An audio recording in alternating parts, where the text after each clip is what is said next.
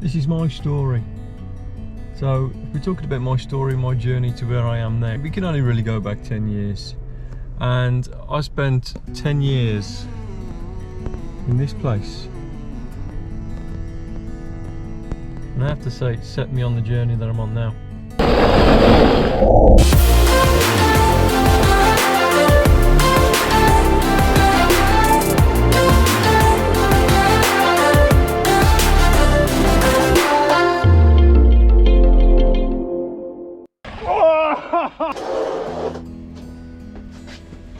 Hi guys, so yeah, I started as an engineer. I've been an engineer for 15 years. I've worked at that place for about 10 years, and it's work, isn't it? It's you get cracking, you get qualified, and you just carry on as normal. But it was beginning to be a little bit of a habit, and I noticed I was more and more getting into the mountain biking, enjoying the mountain biking and repairing my own mountain bikes. I even started repairing my friends' mountain bikes, and I was even doing it in the kitchen. Didn't go down very well with the missus, that. Unfortunately, she said, if you're going to do that, you're going to need a place to do it, other than the kitchen where we prepare food. So I started in the living room. That didn't go down very well at all, and I was under a little bit of pressure to actually make this workshop. So in the January, 4 years ago, I started laying the foundations for the workshop.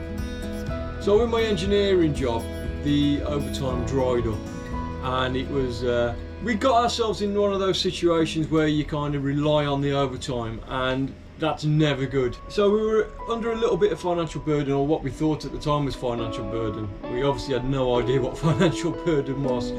I'd built the workshop, and at that point I was repairing friends' bikes.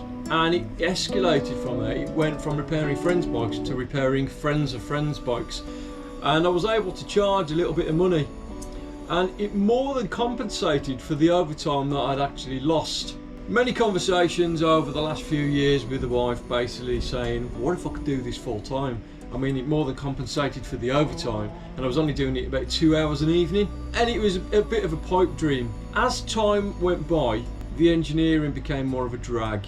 He went under new management, they were a nightmare, people left. I think the company itself had a turnover of 50 people in about 4 years. It was ridiculous, and I was only one of 5 engineers left at that time. Then this happened. Good morning everybody. This coronavirus is really taking its toll on people, isn't it? Coronavirus update. Do not attend the surgery if you have cough or cold symptoms. So COVID struck. And we had signs and symptoms, and we were told by the government, if you have any kind of ticklish or sore throat or a reoccurring cough, you could possibly have it, come get tested, and we were told to go home. So that is what we did. So I had to isolate for 2 weeks. Then the wife, who's a nurse, she came down with it, so then I had to isolate again. Then my children had a cough and we had to isolate again.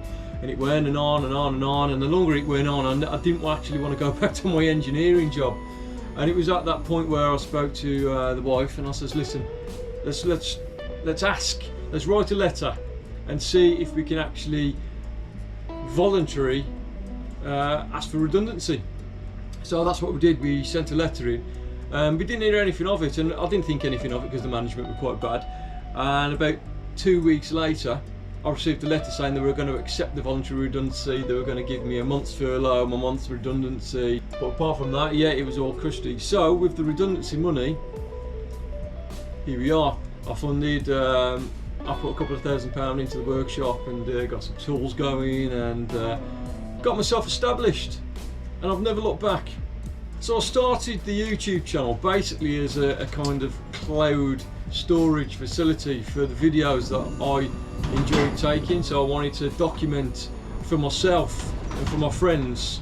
I wanted to document the journeys that we went on. So I'd had that channel running for about 3 years, and I think by the end of 2 years I had like 24 subscribers, but wasn't advertising myself as a YouTuber at all, and I still aren't. That's not the case. I only ever wanted to kind of use the YouTube channel for this year basically for an advertisement for my repair and servicing services.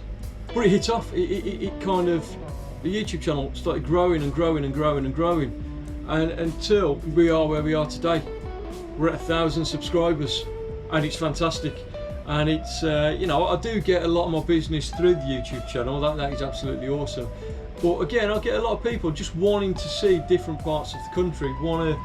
And I've had people, you know, comment about how it's affected them watching my videos, and it's made them want to go and get a mountain bike.